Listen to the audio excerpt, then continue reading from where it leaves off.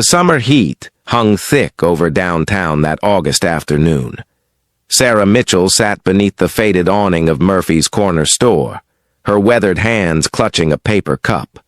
3 years on these streets had carved lines into her 42-year-old face that made her look older.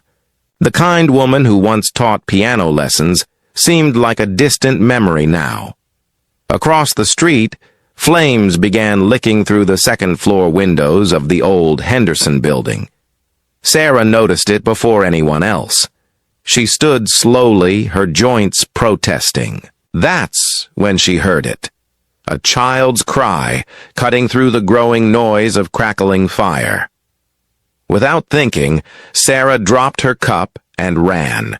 The heat hit her like a wall as she pushed through the building's door. Smoke filled her lungs. She climbed the stairs, feeling her way along the peeling wallpaper. The crying grew louder. In a small apartment, she found him. A boy, maybe 4 years old, huddled under a table. His wide brown eyes were streaming with tears. Sarah grabbed him, wrapped him in her thin jacket, and held him close. "I've got you, sweetheart. Close your eyes!" She moved faster going down than coming up, the flames closer now, angrier. Her arms burned, her lungs screamed, but she kept going. One step, then another, then another. They burst through the door just as the fire trucks arrived. Sarah fell to her knees on the pavement. The boy still clutched in her arms. Firefighters rushed forward. Someone wrapped a blanket around them both. The boy coughed and looked up at her. "Thank you," he whispered. Sarah managed a smile through her own coughing. "You're safe now. That's all that matters." Paramedics checked them both. Minor smoke inhalation. Some burns on Sarah's arms. Nothing that wouldn't heal. The boy was crying for his mother. Sarah held his small hand until a frantic woman in a business suit came running through the growing crowd. "Tommy! Oh, God, Tommy!" The boy pulled free and ran to her. Mother and son collapsed into each other's arms, both sobbing. The woman looked up at Sarah, mascara running down her cheeks. "You saved him. You saved my baby." Sarah just nodded, suddenly. Aware of her dirty clothes, her tangled hair, the way people were staring, she stepped back into the crowd and disappeared before anyone could ask her name. That night, Sarah returned to her spot under the awning. Her arms throbbed under the bandages the paramedics had applied. But little Tommy was safe. That was enough. Except it wasn't the end. 3 days later, a black car pulled up to Murphy's corner store. Sarah watched as a man in an expensive suit stepped out. He was in his early 40s, tall, with graying temples and kind eyes that seemed to be searching for something. Or someone. He spoke to old Murphy inside the store, then to the mailman, then to the woman who ran the flower shop. Each person pointed in Sarah's direction. The man walked toward her with purposeful steps. Sarah considered running.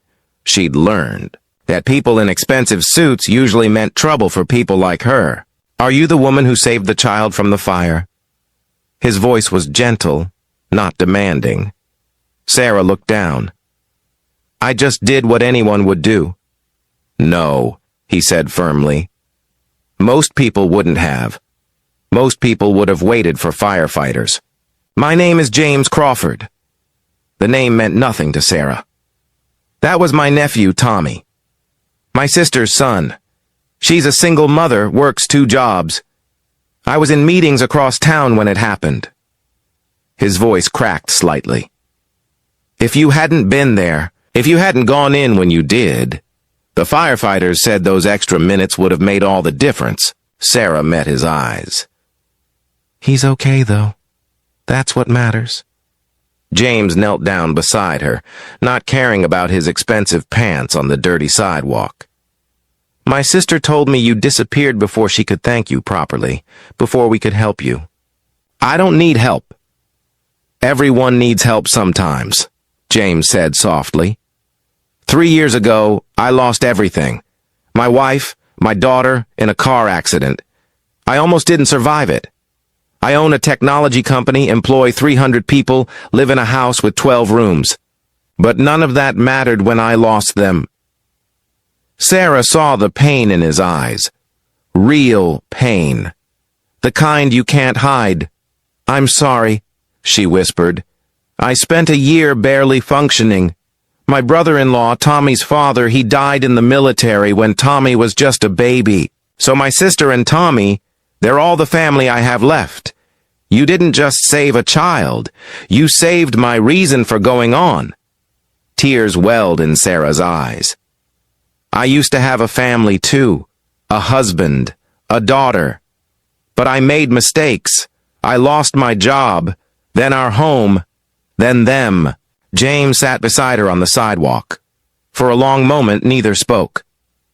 "I can't give you back what you lost," James finally said. "But I can offer you a chance. I need someone to manage the music program at the community center I'm building. My assistant found out you used to teach piano." Sarah shook her head. "That was a different person, a different life." "Maybe," James agreed. "But the woman who ran into a burning building? She's brave enough to start again."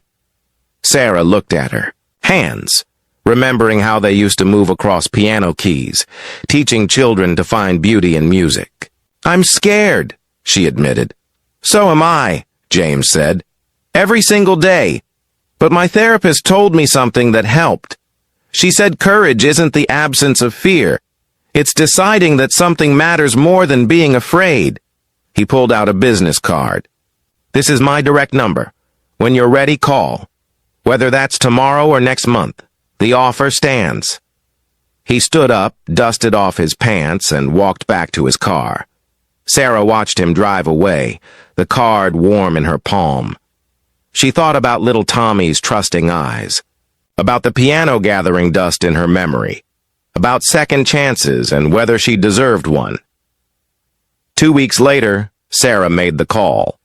6 months after that, she stood in a bright room filled with donated pianos, teaching a class of children whose eyes sparkled with the same wonder Tommy's had shown when she carried him to safety. James stopped by sometimes, always bringing his nephew. Tommy would run to Sarah and hug her legs, chattering about his day. And Sarah, who'd thought she'd never smile again, found herself laughing.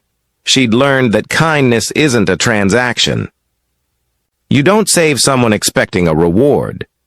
But sometimes, when you extend your hand to lift someone up, you find yourself being lifted too. The past still hurt.